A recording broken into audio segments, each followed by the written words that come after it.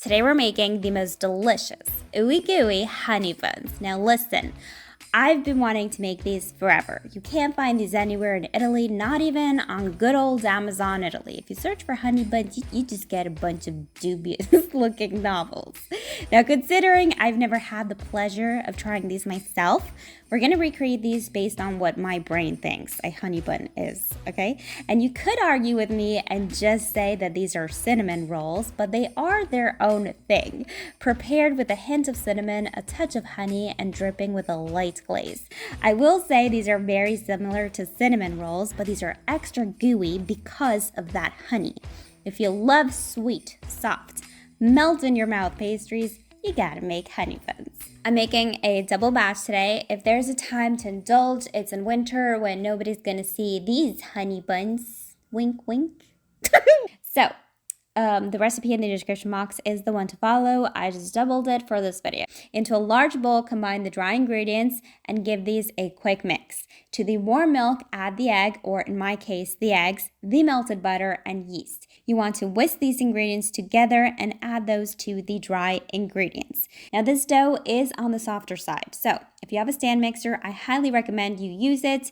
It's just going to make your life a lot easier. If you don't have a stand mixer, you can make the dough with your hands, but do not be tempted to continue to add flour. We want a tacky dough.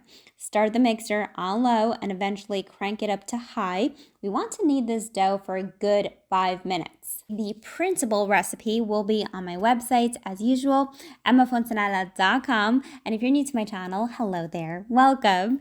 Make sure to subscribe and click that bell. I post new videos every week. You're going to transfer this dough to a greased bowl, and this needs to rise for at least 2 hours. We want this dough to triple in size. I do like to give my dough somewhat of a shape using wet hands. Just tuck the bottom, shape it into a ball, and cover the bowl with plastic wrap or a damp kitchen towel. Set aside to rise. Today's sponsor is a really cool one, Established Titles, where you can become a lord or lady. This was my childhood dream, seriously. What kid doesn't want to be a princess, a lady, or a lord? Well, you can now call yourself a lord or a lady. This is a really fun way to do it. Part of your payment for your title goes to support charities that plant trees around the world, like One Tree Planted or Trees for the Future. And I think global reforestation is a cause we can all get behind. You also get a plot of land in Scotland, at least 1 square foot of dedicated land with a unique plot number to go with your title. I think that's pretty cool. This makes a great last minute gift. You get to help charities and you're not getting your family the usual Christmas gifts. The first 200 people to purchase a title pack using my link will effectively be next to my plot. Depending on how many of you want to become a lord or lady, we can build a kingdom here. Established Titles is running a massive Black Friday sale right now, and if you use my code GOODIES, you get an additional 10% off. I'll leave the link in the description box. That's establishedtitles.com/goodies. 2 hours later, we're going to make the filling. You'll need softened butter and honey. You won't taste the honey, then why are we adding honey? Excellent question.